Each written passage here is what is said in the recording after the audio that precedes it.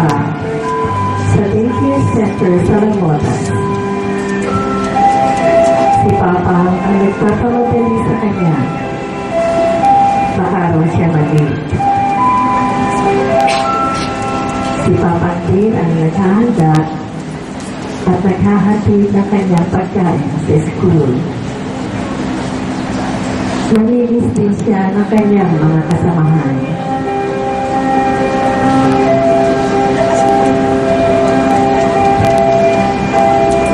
Thus, Papa Roger, the ever-loving and caring husband,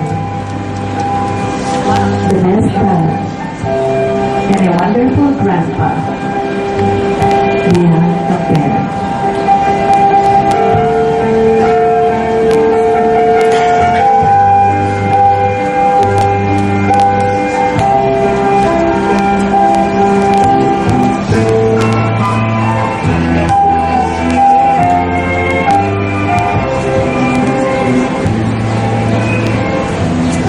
Pakinggan naman po natin ngayon ang mga naging mensahe. Mga mensahe ng pasalamat at pamamaalam kay Papang Roger na magmumula sa kanyang pamilya. Lahat po natin ang kanyang butihing karya, si Mamang Lilia.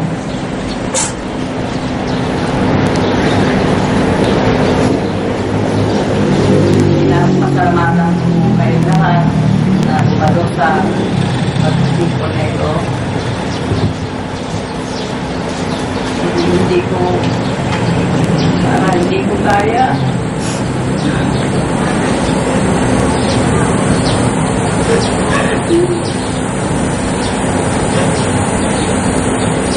Parang hindi ko kaya na mawala yung sama ko sa bahay.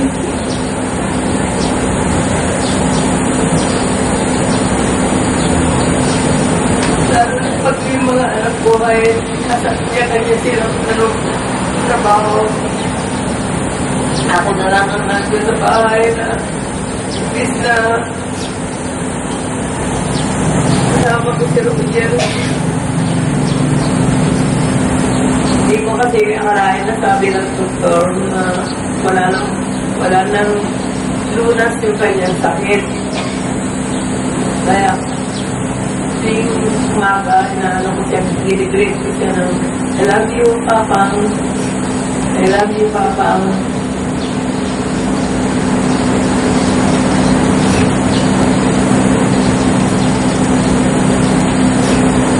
Pinapasalamatan ko po yung lahat ng dumalo, saka yung suporta ninyo sa amin.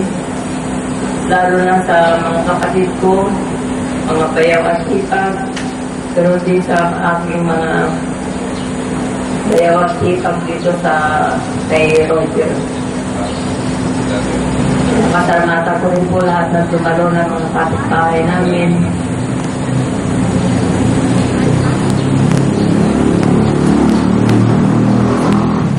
Kaya sabi ko, kung sana si Roger, magtyaga siya, wala na akong tiga kumpunin, wala na yung masira sa bahay.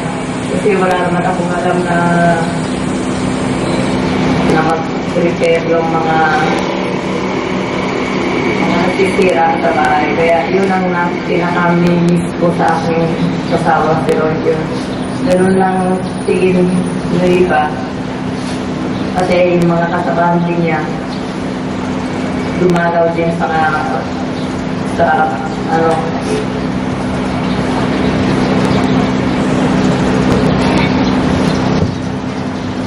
eto huling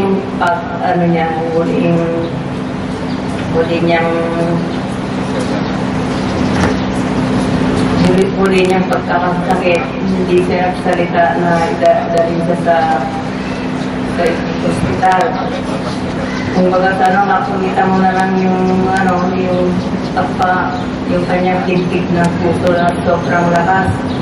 Kaya akala ko noon, okay. Yung pala, last moment na lang niya yung baga tanong, pinakita niya na kaya niya. Pero hindi na niya kaya kasi yung kamay niyang dati mahigpit niyang hinahawakan lahat ng kakilala niya. Hindi na nagawang kita ng kasi bumigay na siya. Sabi ko, Papang, sabi ko, huwag kang mag-alala. Sabi ko, huwag mo lang akong intindihin yung anak mong bunso. Sabi ko, kami na ang bahala. Ayun lang po. Maraming salamat po. Ibigay ko itong sa akin anak ng pangalay.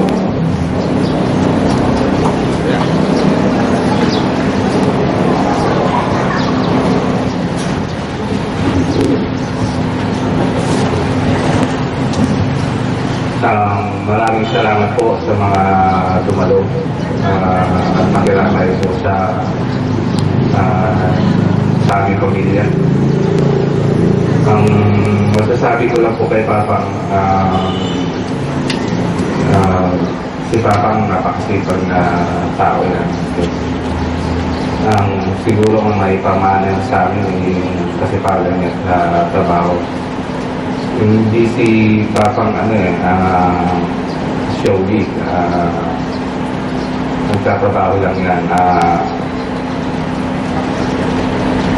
Hindi siya sabi na kung gano'n na kami kamahal. Pero pinakikita niya sa trabaho niya.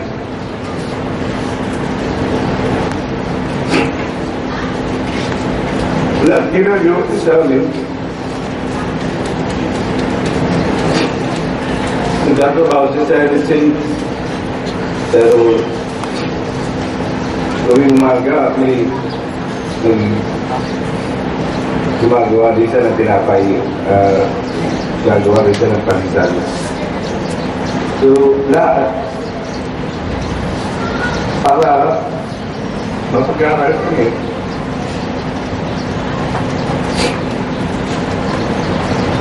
Ginagawa niya sa amin. Hindi niya sa akin ina-express kung gano'n na kami kamahal sa in words. Hindi mo makikita sa kanya yun. Pero yung action niya yun, yung nandun doon. Hindi mo masabi sa kanya kung magagalitan ka niya, kung may ginawa kang kasalanan, yung mga pangalan niya sa'yo. Wala yun. Pangalan lang yun. Pero, siyempre, ikaw na yung mag-a-adjust. Hindi mo maalala, hindi mo ma-realize yan kung wala na siya. Kung wala ma-realize kung gaano ka kamahal ng atay mo, pag wala na siya. Yung mga ginagawa niya sa inyo.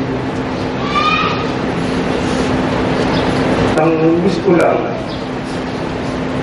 sana yung magkakapatid,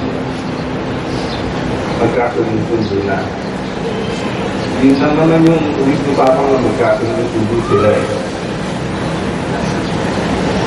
Yung mga kamag-anak ko sa father side, halos hindi ko kilala. Hindi ko na minsan lang. Siguro bata pa ako makapunta sa Pangasinan. Ngayon lang kami magkakasama-sama. Pero wala si Papa. Mas diba? Kung kailan may nawala sa inyo, doon lang kayo magkakasama-sama. Diba? Yung gusto mong mangyari na masaya yung pagsasama, yun yung supposed to be, pero wala eh. Diba? Hindi yun pero may nawala isa. So, I wish na maging daan to para magkasundo-sundo yung magkakapatid. Kanina nga eh, parang ayaw kong gumising. Ginigising ako ni Mama. Pero bakit pa ako gigising? Ano ba meron? Hindi ba yung Papa? Eh wala naman yung mga kapatid niya. Ngayon lang, makikita ko, supposed to be, hinihintay ko pagabi pa, dapat nandito na. Pero ngayon, libing na lang, nandito sila.